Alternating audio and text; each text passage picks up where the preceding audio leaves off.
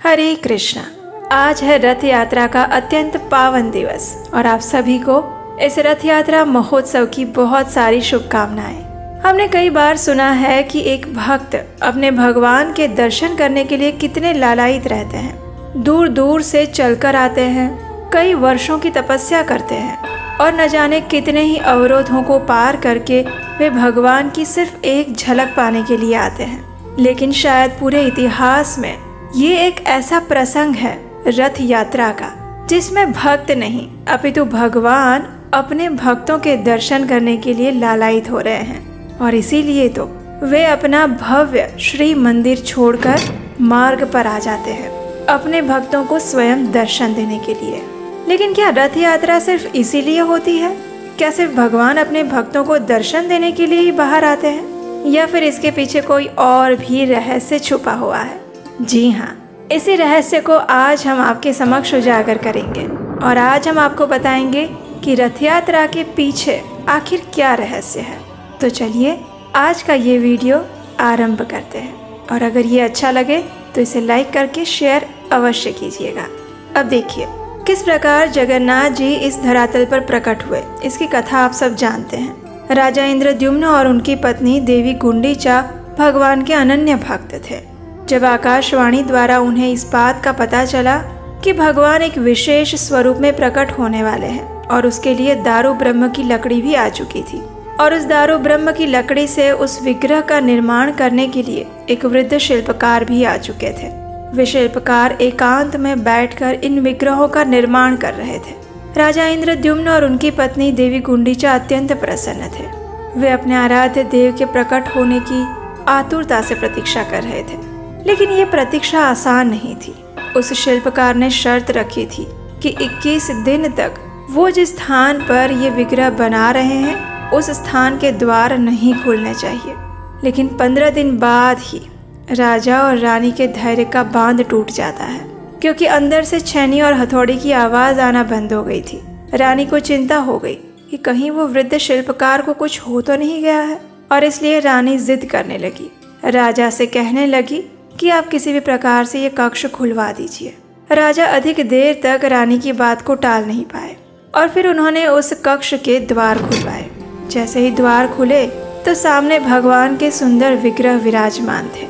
लेकिन ऐसा लग रहा था कि मानो 21 दिन की समय अवधि से पहले ही इस द्वार को खोल दिया था। इस वजह से ये विग्रह अधूरे रह गए थे और राजा को इस बात का बहुत दुख हुआ। लेकिन अब क्या करे, जो हो गया वो हो गया। अब राजा फिर से अपनी इस भूल पर प्रायश्चित करने लगे, फूट फूट कर रोने लगे, भगवान से प्रार्थना करने लगे और अपने इस दुर्भाग्य के ऊपर पश्चाताप करने लगे। और उसी क्षण कृपा सिंधु भगवान की एक सुंदर आकाशवाणी हुई। उसमें कहा गया कि हे राजन, मेरे ये विग्रह अधूरे नहीं हैं। मेरा स्वरूप ऐसा ही है। इन विग्रहों को तुम सुंदर रंग प्रदान करो। वृक्ष की छाल, फल, फूल ऐसे प्राकृतिक रंगों से इस पर सुंदर नक्शी काम करवाओ। मुझे सुंदर वस्त्रों से आच्छादित करो। मेरे लिए सहस्त्र हाथ ऊंचा मंदिर बनवाओ और उसमें संपूर्ण वैदिक विधि के अनुसार मेरी स्थापना करवाओ।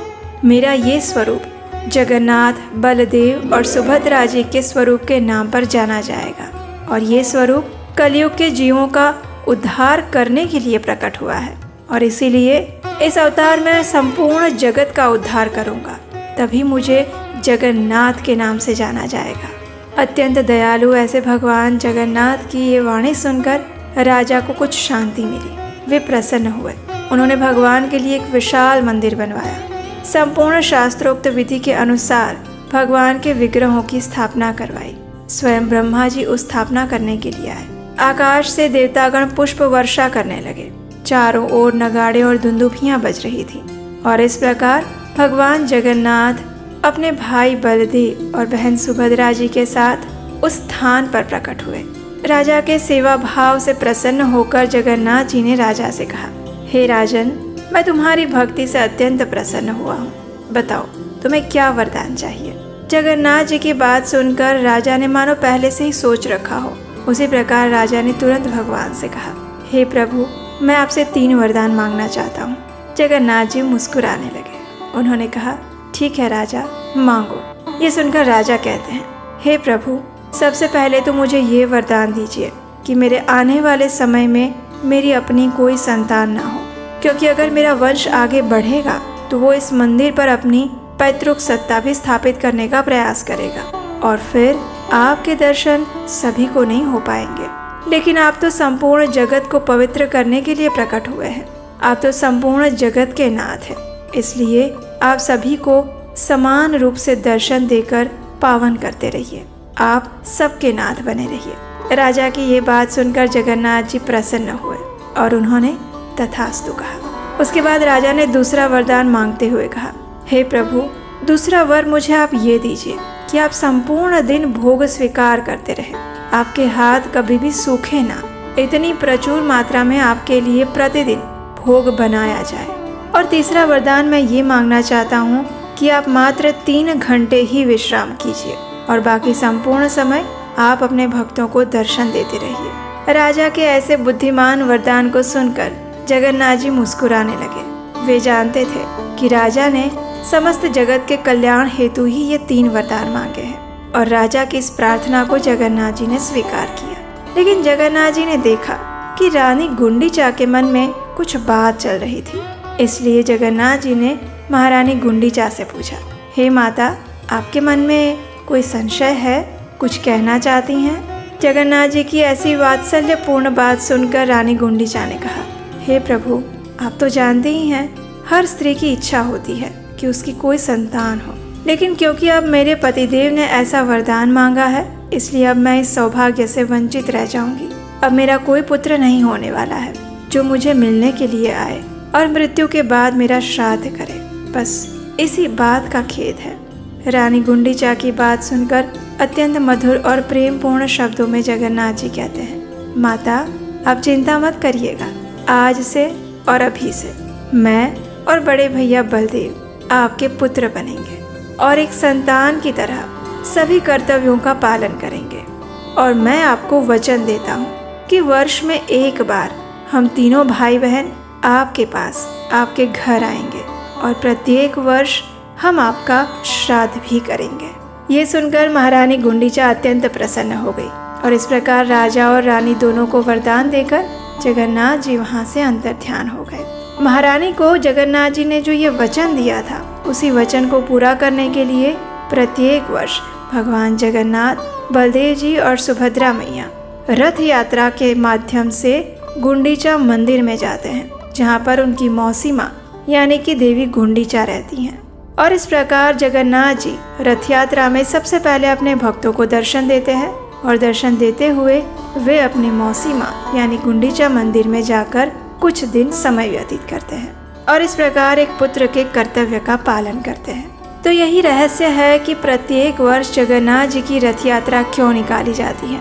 और इसके पीछे के, जैसा कि हमने देखा, 2 कारण हैं। पहला तो अपने उन भक्तों के पास स्वयं जाकर उन्हें दर्शन देना चाहते हैं जो किसी कारणवश मंदिर में नहीं आ सकते और उनके दर्शन नहीं कर सकते। और उससे पहले 15 दिन तक जब भगवान जगन्नाथ जी बीमार थे तो उस समय भी वे अपने भक्तों को दर्शन नहीं दे पाए थे और इस कारण से जगन्नाथ, बलदेव और सुभद्रा जी राजमार्ग पर चलकर रथों पर सवार होकर अपने भक्तों को दर्शन देते हैं और दर्शन देते हुए गुंडीचा मंदिर की तरफ प्रस्थान करते हैं और फिर वहां पर कुछ समय व्यतीत करते हैं देवी गुंडीचा के साथ। जब जगन्नाथ जी बीमार हो जाते हैं तो वे किसी को दर्शन नहीं देते और फिर जब बीमार होके ठीक होके बाहर आते हैं तो फिर एक बार सुभद्रा जी उनसे कहती हैं, भैया, बहुत दिन हो गए, हम कहीं बाहर भी नहीं गए, तो चलिए ना थोड़ा सा बाहर घूम फिर के आते हैं। तो जगन्नाथ जी कहते हैं, हाँ, बहुत अच्छा विचार है, लेकिन सबसे पहले बलदेव जी की आज्ञा लेनी पड़ेगी। तो फिर दोनों भाई बहन पहुंच जाते हैं बड़े भैया के पास। बलराम जी भी कहते हैं कि ये बहुत अच्छा विचार है, हमें जाना चाहिए। इस प्रकार तीनों भाई बहन तो तैयार हो जाते हैं, लेकिन अब समय था लक्ष्मी देवी की आज्ञा लेने का। इसलिए एक आज्ञाकारी पति की तरह हमारे जगन्नाथ जी पहुंच जाते हैं लक्ष्मी जी के पास और एक आदर्श पति की तरह लक्ष्मी जी से पूछते हैं, हे देवी, आप तो जानते ही हैं, इतने दिनों तक हम अपने भक्तों को दर्शन नहीं दे पाए थे, तो इसलिए हम सोच रहे हैं कि कुछ समय हम बाहर में जाकर व्यतीत करें और अपने भक्तों से मिलकर आए। लेकिन हाँ, मैं 2 दिन में वापस आ जाऊंगा। ये सुनकर लक्ष्मी देवी भी तैयार हो जाती हैं। वे कहती हैं, जैसी आपकी इच्छा प्रभु, आप 2 दिन में वापस आ जाइएगा। और इस प्रकार पूरे तामझाम के साथ ढोल, नगाड़े, मृदंग, करतार और भव्य शोभा यात्रा के साथ जगन्नाथ जी, बलदेव जी और सुभद्रा मैया रथ यात्रा का महामहोत्सव मनाते हुए राजमार्ग पर निकलते हैं अपने भक्तों को दर्शन देने के लिए। और वही दिन है आज रथ यात्रा का। अब आज के दिन तो शांति से जगन्नाथ, बलदेव, सुभद्रा जी धीरे धीरे चलते चलते पहुंच जाएंगे गुंडीचा मंदिर, माता गुंडीचा के पास रहेंगे।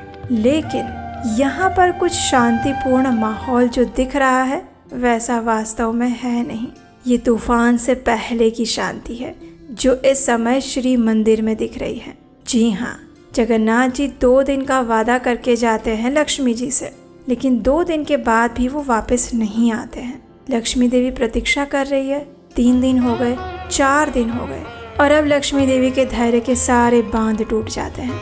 और फिर 5वें दिन लक्ष्मी देवी एक कठोर निर्णय लेती है।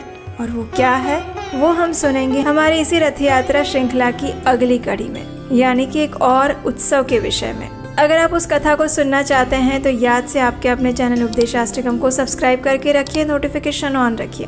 और अगर आज की कथा बहुत अच्छी लगी है तो उसे लाइक कीजिए, सबको शेयर कर दीजिए और नीचे हमें कमेंट बॉक्स में लिख कर बताइए, क्या आपने कभी जगन्नाथपुरी की रथ यात्रा में भाग लिया है? अगर हाँ तो हमसे अपना अनुभव साझा कीजिए, हमें आपके अनुभव पढ़ने में अच्छा लगेगा। तो चलिए आज रथ यात्रा के महोत्सव पर भगवान जगन्नाथ, बलदेव और सुभद्रा जी की विशेष कृपा याचना करते हैं। और हाँ, अगर आपको हमारे द्वारा किया जा रहा इस वैदिक धर्म के प्रचार का ये कार्य अच्छा लग रहा है तो स्क्रीन पर दिए गए नंबर पर आप हमें इस कार्य को आगे बढ़ाने के लिए अपना आर्थिक योगदान भी भेज सकते हैं। आपका योगदान इस कार्य को अधिक से अधिक लोगों तक पहुंचाने में सहायता करेगा। चलिए अब बात करते हैं एक गुड न्यूज़ की। आखिर 3 साल बाद फिर एक बार हम आपके लिए वही विशेष आत्मसात कोर्स लेकर आ रहे हैं। हमारी लाइफ की प्रैक्टिकल प्रॉब्लम्स का रियलिस्टिक सॉल्यूशंस भगवत गीता से कैसे मिल सकता है, यही चीज़ हम सीखेंगे 18 सत्रीय इस आत्मसात कोर्स के अंदर। ये कोर्स सिर्फ महिलाओं के लिए है। Women can register themselves. उसका लिंक नीचे डिस्क्रिप्शन बॉक्स में दिया गया है। उस गूगल फॉर्म को भर के आप अपने आप को रजिस्टर कर सकते हैं इस कोर्स के लिए। कोर्स से जुड़ी हुई और भी जानकारी नीचे डिस्क्रिप्शन बॉक्स में मिल जाएगी। भगवत गीता तो हम कई बार पढ़ते हैं, लेकिन उनमें भगवान के द्वारा बताई गई शिक्षाओं को हम अपने जीवन में कैसे उतार सकते हैं, और वो भी आज के आधुनिक समय में भगवान की वो शिक्षाएं हमारे जीवन में कितनी प्रैक्टिकल हैं, हम उसे अपने जीवन में कैसे आत्मसात कर सकते हैं। यही विषय है हमारे इस 18 सत्रीय भगवत गीता कोर्स का, जिसका नाम है आत्मसात।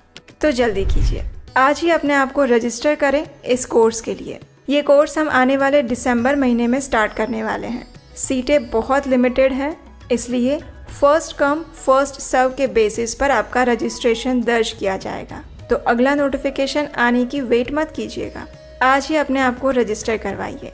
और हम आपको विश्वास दिलाते हैं कि इस कोर्स को करने के बाद आपको भगवत गीता से जुड़ी हुई ऐसी शिक्षाएं और ऐसी इंसाइट्स मिलेंगी जिसके बारे में ना आपने कभी सुना होगा और ना सोचा होगा।